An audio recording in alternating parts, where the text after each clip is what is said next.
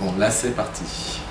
Donc à défaut d'être parmi vous pour parler de cette création franco-taïwanaise, je vais le faire par le biais de cette caméra.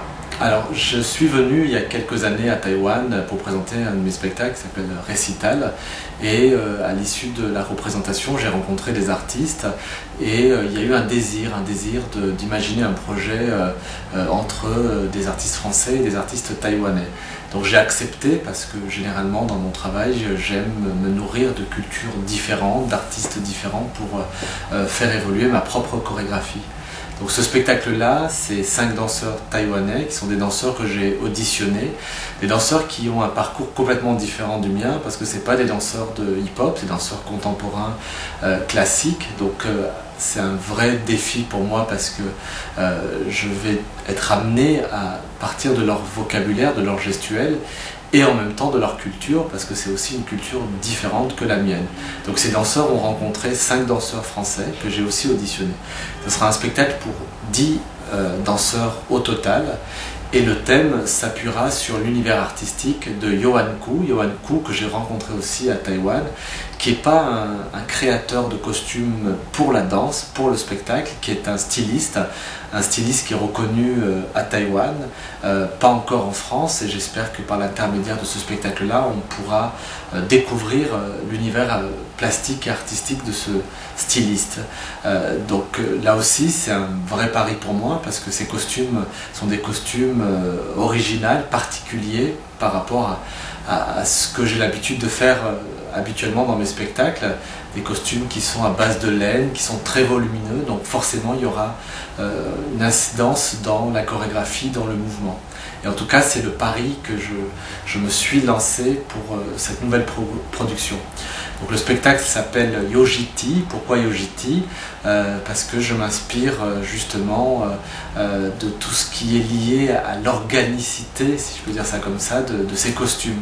Donc Yojiti, organique, c'est le point de départ en tout cas de ce spectacle-là. Voilà, donc mélange de danse contemporaine classique, évidemment du hip-hop. Donc l'idée, c'est de pouvoir trouver un dialogue entre ces deux esthétiques, entre ces deux cultures. Donc c'est le pari pour cette nouvelle création. Habituellement dans mes spectacles, je fais en sorte pour faire des propositions artistiques qui puissent toucher un public large, des jeunes et des moins jeunes. Donc là, ce spectacle-là devrait pouvoir être regardé à la fois par les plus jeunes, mais en même temps par le public japonais ou les publics d'une génération peut-être plus âgée que ceux qui vont voir d'habitude le hip-hop. Donc c'est vraiment pour un public très large. En ce qui concerne la musique, pour le moment, je travaille sur un univers musical qui n'est pas du classique, qui n'est pas une musique traditionnelle taïwanaise, qui n'est pas non plus du hip-hop. C'est une musique que j'appellerais une musique contemporaine, une musique d'aujourd'hui qui va aller puiser comme ça dans différents univers artistiques.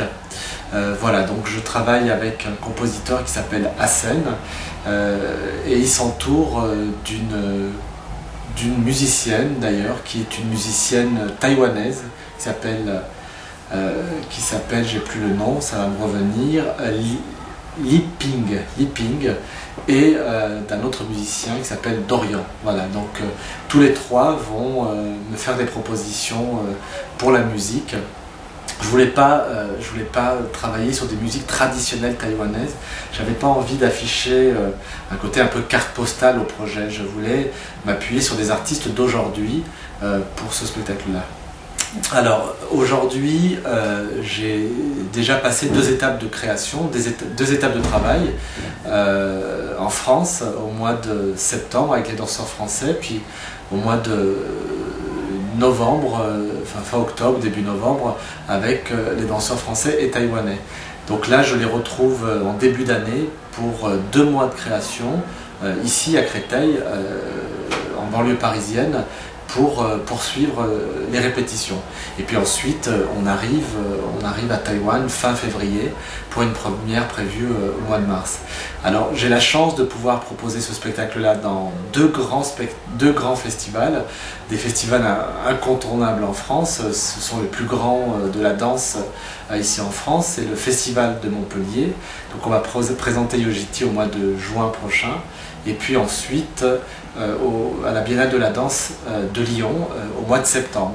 Donc ça va être une belle vitrine pour le projet Yojiti. En tout cas, en termes de médias, en termes de public, c'est un spectacle qui sera énormément regardé. Ensuite, au niveau du contenu, ce que j'attends de cette collaboration, c'est évidemment d'être un peu bousculé, perturbé par l'énergie, la gestuelle, la culture des danseurs taïwanais. Je crois que ça laisse des traces dans mon parcours de chorégraphe, dans ma manière de penser la danse, de proposer la danse. Je sens bien dans les dialogues, dans l'échange que j'ai avec les danseurs taïwanais, ça crée comme ça une dimension nouvelle dans ma démarche artistique. Et en même temps, pour les danseurs français aussi, il y a quelque chose d'extrêmement excitant, nouveau, dans leur parcours de danseurs, parce qu'ils sont confrontés à d'autres corps. Donc au-delà de la barrière de la langue, là on a un dialogue qui se crée par le mouvement, par le geste. Et ça c'est quelque chose qui m'intéresse. Et je crois profondément aussi dans cette rencontre à quelque chose qui vient apporter aussi une nouvelle dimension à la culture hip-hop. Comme vous le savez, le hip-hop est né dans la rue, et moi je me bats pour que le hip-hop évolue, qu'il puisse justement aller dans les théâtres et puis se frotter à d'autres univers artistiques. Et avec un projet comme celui-là, je pense qu'on apportera aussi quelque chose de nouveau à la culture hip-hop. Donc c'est une nouvelle étape aussi pour le hip-hop, et ça c'est quelque chose pour lequel je suis extrêmement attentif. Voilà, donc un beau projet, je l'espère, un projet qui va être complètement novateur parce que c'est la première fois qu'il y a ce type de collaboration entre le hip-hop, le contemporain, un styliste taïwanais. Donc ça va créer, je pense, un rendu original, inattendu aussi. Voilà, donc à suivre.